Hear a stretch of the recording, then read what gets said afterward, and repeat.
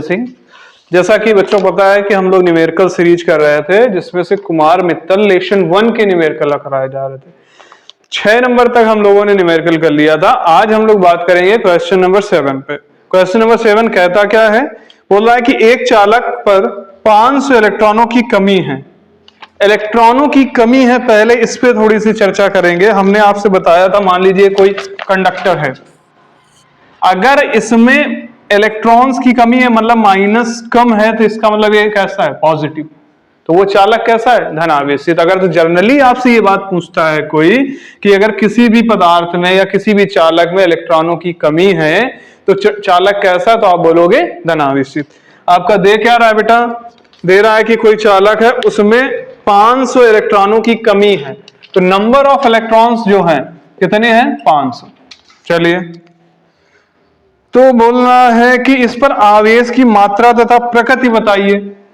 Q की value आपको ज्ञात करनी है। E हमारा होता है 1.6 × 10⁻⁹ कूलम।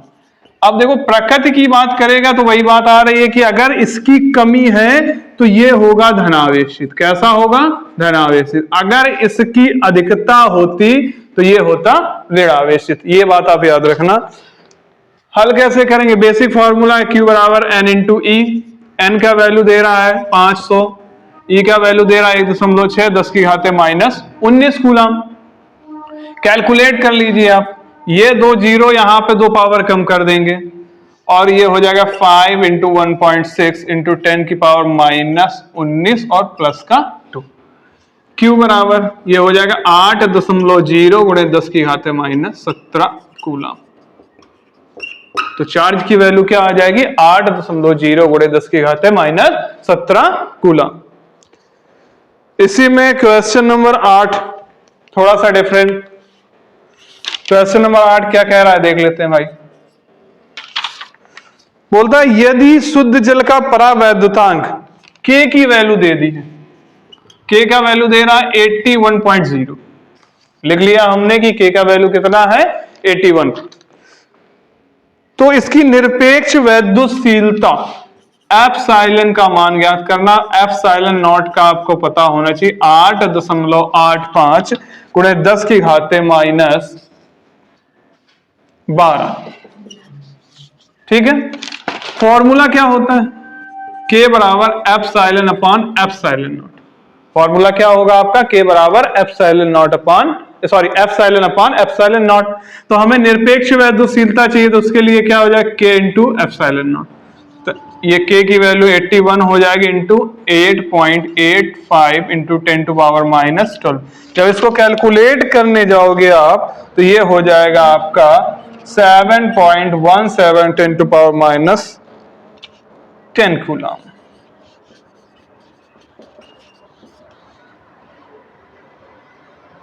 स्क्वायर प्रति न्यूटन मीटर स्क्वायर। अब हम बात करेंगे क्वेश्चन नंबर 9 की।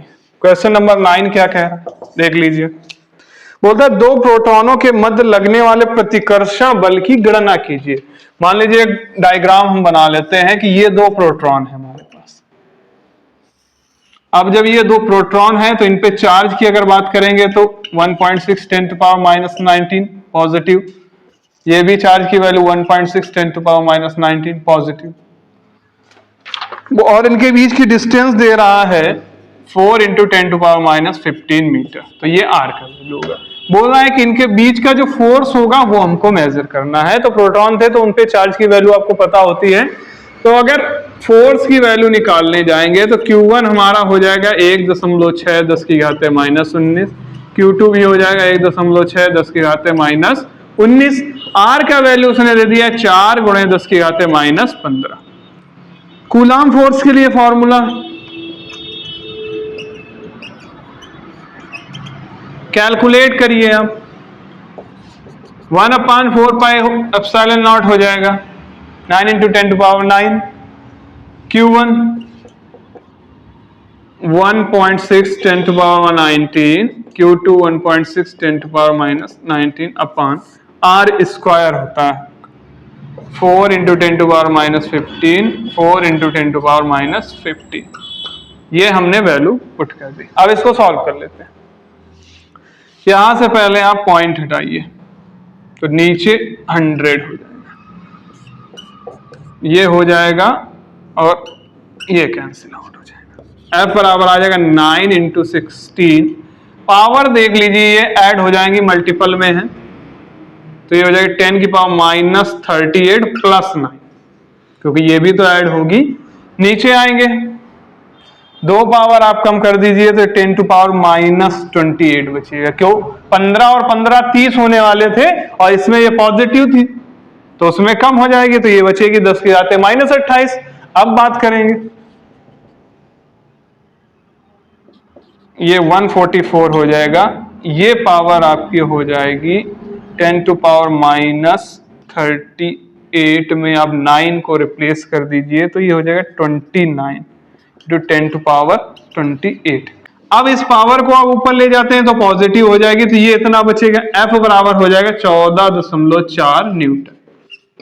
तो दो प्रोटॉन के बीच में जो फोर्स होगा जब डिस्टेंस 4 × 10⁻⁻15 होगी तो आपका हो जाएगा 14.4 न्यूटन।